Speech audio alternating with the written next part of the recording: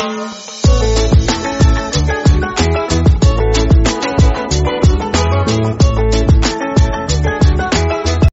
The lord. ప్రభువైన యేసుక్రీస్తు వారు ఈరోజు మనకు అందించినటువంటి వాగ్దానం ప్రసంగి 12వ అధ్యాయం 13వ వచనం. దేవుని యందు భయభక్తులు కలిగి నడుచుచుండవలెను. వృద్ధాప్యంలో ఎదురయ్యే సమస్యలు. చెడ్డకాలం దాపురించక ముందు, నీవు ముసలవాడవు కాకముందు, నా జీవితం వృధా చేసుకున్నాను అని నువ్వు వాపోయే వయస్సు రాకముందు, నువ్వింకా యవనావస్థలో ఉండగానే నీ సృష్టికర్తని నీవు గుర్తు చేసుకో. సూర్యచంద్రులు నక్షత్రాలు నీ కంటి దృష్టికి ఆనని కాలం దాపురించక పూర్వం, నువ్వింకా యవ్వన ప్రాయంలో ఉండగానే నీ సృష్టికర్తని నీవు జ్ఞాపకం చేసుకో.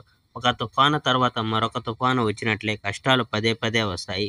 ఆ వయసులో నీ చేతులు శక్తిని కోల్పోతాయి, నీ కాళ్ళు బలము లేక వంగుతాయి, నీ పళ్ళు ఊడిపోతాయి, నువ్వు నీ ఆహారం నమలలేవు, నీ కళ్ళు మసకబారతాయి, నీ వినికిడి శక్తి మందగిస్తుంది, వీధిలోని శబ్దాలు నీకు వినిపించవు, నీ గోధుమలు విసిరే తిరగలి శబ్దం కూడా నీకు వినిపించదు, స్త్రీలు పాడే పాటలు కూడా నీవు వినలేవు. అయితే పక్షులు చేసే కిలకిల రావానికే నీకు వేకువజామునే మెలకువ వచ్చేస్తుంది, మరెందుకో కాదు, నీకు నిద్ర రాదు. అందుకే ఎత్తైన ప్రదేశాలంటే నీకు భయం వేస్తుంది. నీ దోవలో ఏ చిన్న వస్తువు ఉన్నా దాని మీద కాలు వేస్తే ఎక్కడ బోల్తా పడిపోతానేమో అని నీకు బెదురు కలుగుతుంది.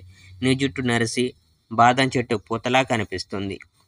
నువ్వు కాళ్ళీడ్చుకుంటూ మిడతలా నడుస్తావు. నీవు నీ కోరికను కోల్పోతావు. అప్పుడిక నువ్వు నీ శాశ్వత నివాసానికి అనగా సమాధిలోకి పోతావు. నీ శవాన్ని సమాధికి మోసుకు వెళ్తూ విలాపకులు వీధుల గుమికుడి శోకనాలు పెడతారు. మరణం.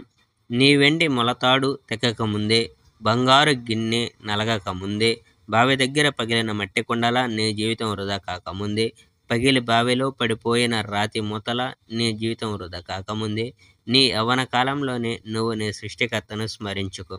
మట్టిలో నుండి పుట్టిన నీ శరీరం నువ్వు మరణించినప్పుడు తిరిగి ఆ మట్టిలోనే కలిసిపోతుంది.